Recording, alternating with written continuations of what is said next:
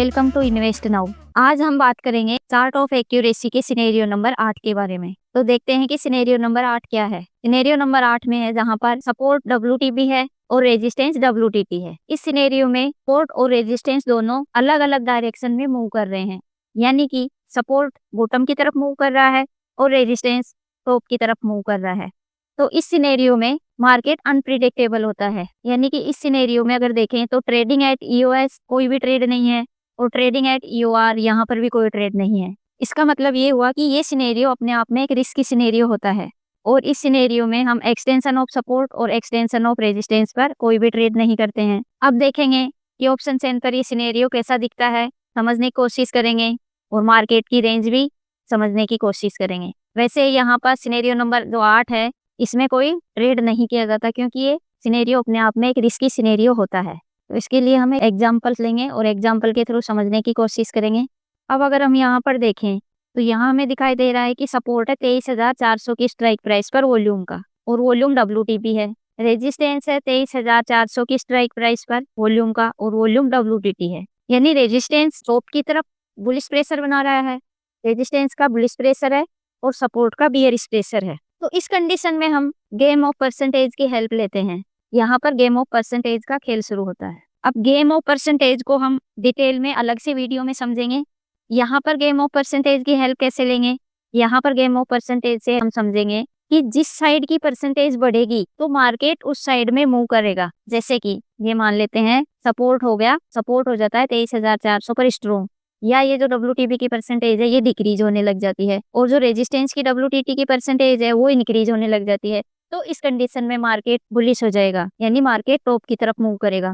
और अगर resistance strong हो जाता है या जो रेजिस्टेंस की WTT की परसेंटेज है वो डिक्रीज होने लग जाती है, तो उस कंडीशन में मार्केट और सपोर्ट की जो परसेंटेज है WTP की वो इंक्रीज होने लग जाती है। तो इस कंडीशन में मार्केट बियरिश हो जाएगा। तो यहाँ पर हम गेम ऑफ परसेंटेज की हेल्प लेते हैं। अब अगर इस सिनेरियो में हम मार्केट की रेंज की बात करें कि मार्केट की रेंज क्या होगी इस सिनेरियो में, तो इस सिनेरियो में जो मार्केट की रेंज होगी वो होगी WTB+1, WTB+1 से लेकर WTT-1। WTB+1 का मतलब हो गया कि जहां तक सपोर्ट WTB है उससे एक बड़ी वाली स्ट्राइक प्राइस का डाइवर्जन, और WTT-1 का मतलब हो गया जहां तक रेजिस्टेंस WTT है उससे एक छोटी वाली स्ट्राइक प्राइस का डाइवर्जन। तो ये मार्केट की इस सिनेरियो में मार्केट की पूरी रेंज है। अब अगर हम ये देखें कि इस सिनेरियो को रिस्की क्यों कहा जाता है, तो ये सिनेरियो रिस्की इसलिए है कि ना तो रेजिस्टेंस डिसाइड कर पा रहा है, रेजिस्टेंस बोल रहा है कि बुलिश प्रेशर है, सपोर्ट बोल रहा है कि बियरिश प्रेशर है, ये दोनों अलग अलग डायरेक्शन में मूव कर रहे हैं। अब इस कंडीशन में अगर ये मान लेते हैं कि सपोर्ट स्ट्रॉन्ग हो गया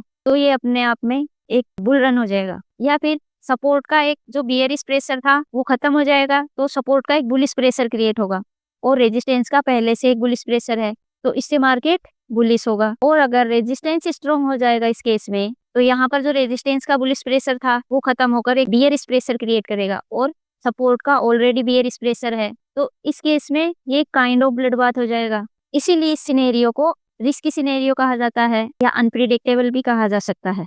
इसलिए इस सिनेरियो में हम थोड़ा पेशेंस रखते हैं, धैर्य रखते हैं, तो हमें इस सिनेरियो में भी अच्छी वैल्यू मिलती है और अच्छा ट्रेड भी मिल सकता है।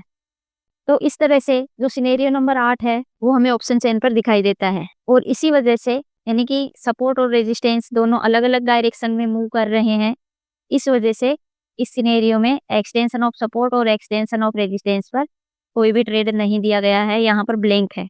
इस दिन शेप तो होता नहीं है, अपने आप में जो भी ट्रेड होंगे वो रिस्की ट्रेड तो होंगे ही, और वो रिस्की कैसे होंगे, क्या रिस्क शामिल होगा उनमें, वो हम आगे धीरे धीरे जब और सिनेरियो के अंदर सिनेरियो समझेंगे कि सिनेरियो जब चेंज होता है, नया सिनेरियो बनता है, तो उससे मार्केट पर क्या इफेक्ट पड़ता है वो धीरे धीरे समझ में आ जाएगा।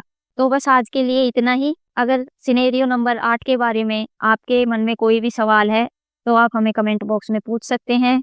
अगर आपको ये वीडियो पसंद आया है तो please like, share and subscribe. Thanks for watching. मिलते हैं नेक्स्ट वीडियो में सिनेरियो नंबर 9 के साथ।